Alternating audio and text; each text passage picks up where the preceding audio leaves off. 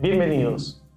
El Perú en los últimos años ha cambiado de presidentes en muchas oportunidades. Unos han durado un poco más, otros han durado un poco menos.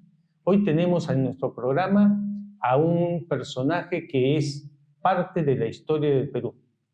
El señor Manuel Merino, quien fue en su momento presidente del Congreso de la República y también presidente de la República en sucesión al anterior presidente, porque fue vacante. Así que bienvenido, señor Manuel Merino. César, quiero agradecer la oportunidad de estar aquí en tu programa. Creo que es la obligación nuestra, al menos en el caso mío como político, como ex congresista de la República, como ex presidente de la República, de estar siempre en entrevistas de esta naturaleza para poder hacer de conocimiento público, especialmente a la juventud, cuáles fueron los acontecimientos que se dieron en la oportunidad que estuvimos en el periodo complementario y parte de la historia de Perú, que efectivamente en estos últimos años hemos tenido, en los últimos 5 años, creo que 6 presidentes. Para ilustrar un poco al público, pero creo que usted fue congresista en más de una oportunidad, ¿verdad? Sí, yo estuve de congresista el año 2001 al 2006, 2011 al 2016 y 2020-21, que fue el periodo complementario, luego del golpe de Estado que dio en este caso el señor Vizcarra al Congreso de la República. Entonces usted era uno de los congresistas más experimentados en ese momento. Nos tocó efectivamente, por la experiencia que tenemos y los momentos que hemos vivido, ser uno de los pocos congresistas en ese periodo complementario que teníamos el expertise de haber estado ya en el Parlamento Nacional. ¿Y cree usted que ese fue el motivo por el cual le eligieron presidente del Congreso? Bueno, yo creo que desde mi partido político tuvimos algunas situaciones internas con el propio Johnny Lescano, con el propio Messier Guevara, que ellos tenían sus candidatos, ellos no aprobaban que yo sea el candidato a la mesa directiva como parte de Acción Popular. Sin embargo, democráticamente hicimos una elección interna y nosotros, los que me apoyaron, ganamos lejos, digamos, al otro candidato de ellos. Y luego tuvimos que someternos a los 129 parlamentarios, sin la excepción mía, para poder armar una mesa directiva que sea coherente con lo que realmente teníamos que buscar, que era darle gobernabilidad al país, era colaborar en poder sacar de la crisis que ya se encontraba el país, porque recordemos que la crisis se presenta con la participación del señor Pedro Pablo Kuczynski, con la participación de la señora Keiko Fujimori. Ya desde ahí se origina un problema, de resultados, y ese problema de resultados da como consecuencia que gane el señor Pedro Pablo Kuczynski. Y el señor Pedro Pablo Kuczynski, de manera sistemática, en acuerdo bajo la mesa entre Vizcarra con Fuerza Popular y otros grupos políticos, lo hacen renunciar a Pedro Pablo Kuczynski. De una investigación que ya había de Odebrecht de antemano, donde se comprometía la participación de Pedro Pablo Kuczynski cuando había sido ministro en el periodo de Alejandro Toledo. En consecuencia, en esas circunstancias, yo habiendo tenido la oportunidad de ser parte de una comisión investigadora en el año 2001 al 2006, cuando se había descubierto que el señor Vizcarra era responsable del proyecto especial de Hilo de Moquegua, entonces nos tocaba en esta oportunidad ir a hacer un trabajo que es lo que debe hacer el Congreso de la República, que no es solamente legislativo, sino fiscalizador y de representación hacia la ciudadanía que te elige. Y ese trabajo, digamos, de control político y de fiscalización, a veces no se realiza. Bueno, elegido ya usted presidente del Congreso, entonces usted conocía los antecedentes de Vizcarra. Me había tocado investigarlo, él debía haber sido procesado por el Poder Judicial, sin embargo dejaron que su proceso de él prácticamente se congeló y luego fue archivado.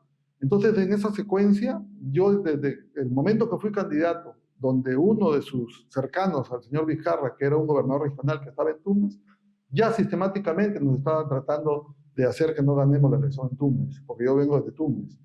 Sin embargo, ganamos y inmediatamente, gracias a la disposición de mi partido político, gracias a la decisión de los 130 parlamentarios, hicimos una lista que ganó con una votación abrumadora, en una contienda donde casi todos los grupos políticos no tenían una mayoría absoluta, y empezamos a hacer un trabajo estrictamente en el ámbito de poder apoyar al país a salir de la crisis.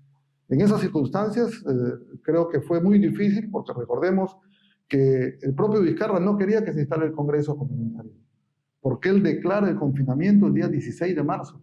Sí. Y nosotros habíamos programado la juramentación el día 15 de marzo, el mismo día 16 de marzo. Entonces, no nos iban a dejar movilizarnos. Nosotros ya habíamos juramentado en el Jurado Nacional de Elecciones, donde él había ido a presentarse en algo inusual prácticamente diciendo estos son mis congresistas, en el Jurado Nacional de Elecciones, en el evento que se realizó por parte del jurado. En esas circunstancias, ¿qué es lo que sucedió? Que él llama a un Consejo de Estado a la presidenta de las juntas preparatorias, a la señora Mónica Saavedra, para decirle que postergue la juramentación en el Congreso de la República, hasta por 30 días, que era el confinamiento que había dado, y recordemos que ese confinamiento tuvo continuidad, no fue 30 días. Fue durante mucho tiempo. Así es. Entonces, ¿cuál es la intención de él? Que el Congreso no se instale y él seguir golpeando el Congreso, que están ganando en su casa sin hacer nada. Y nosotros tomamos la decisión desde el momento en que Mónica Saavedra, el día 15, el día 14, en hora de la noche, me llama y me dice que el presidente Vizcarra le había convocado a un Consejo de Estado y le había dicho que postergue la juramentación en el Parlamento. Nosotros inmediatamente hicimos reuniones continuas con los posibles voceros o los representantes de los partidos políticos que habían ganado en esa contienda electoral para buscar hacer algo que es inusual en el Parlamento, algo que va a ser histórico y que la población debe conocer, que la instalación del Parlamento se haga en un periodo no mayor de 24 horas. 26 horas demoramos en la convocatoria, en la juramentación, que la hicimos una juramentación masiva, en la elección de las comisiones ordinarias, en la instalación del Consejo Directivo, de la Junta de Portavoces, de la Comisión Permanente, de todos los órganos, en este caso estatutarios del Congreso, para que a partir de ese momento, del día 16, cuando se levanta Vizcarra, encuentre un Congreso instalado, donde él, a partir de ese momento, él no podía dar decretos de urgencia, sino tenía que dar decretos supremos que tenían que ser aprobados por el Congreso. O sea que el presidente Vizcarra en ese momento trató de bloquear la instalación del Congreso y ustedes respondieron con mucha rapidez. Esa fue la intención. Ya. Gracias a Dios, digo yo, el expertise parlamentario, el haber salido electo presidente del Congreso, para haber determinado inmediatamente que se declaremos en sesión permanente, que hagamos las instalaciones de las comisiones, que hagamos la repartición, porque lo más complicado en un Congreso que demora aproximadamente 15 días para instalarse es la repartición de las comisiones. Porque claro, todos quieren la comisión de presupuesto, todos quieren la comisión de economía, todos quieren la comisión de educación, que son comisiones de transportes o de agricultura, que son comisiones importantes, porque en el Parlamento hay un grupo de comisiones que son importantes y un grupo de comisiones que no sean importantes, pero son menos trascendentes. Claro. Entonces, en esa circunstancia, nosotros nos instalamos en 26 horas. Corrimos el riesgo porque ya la pandemia se había declarado en confinamiento. Y de ahí tuvimos que hacer 2 plenos, que esos 2 plenos fueron uno para poder aprobar una reforma en el Estatuto del Congreso, porque el Estatuto del Congreso no tenía forma de poder sesionar de manera virtual. Correcto. Y la segunda fue para hacer las modificaciones pertinentes en el reglamento del Congreso, e inmediatamente se ponga expedicto la instalación y el desarrollo del Congreso de la República como correspondía, en un momento de confinamiento sumamente difícil, donde los congresistas, el personal del Congreso, los seguridades de los congresistas pusieron en peligro su vida. Sí, todos. Y eso es importante decirlo porque el Congreso fue la única institución del Estado que estuvo en funcionamiento de manera virtual y de manera presencial.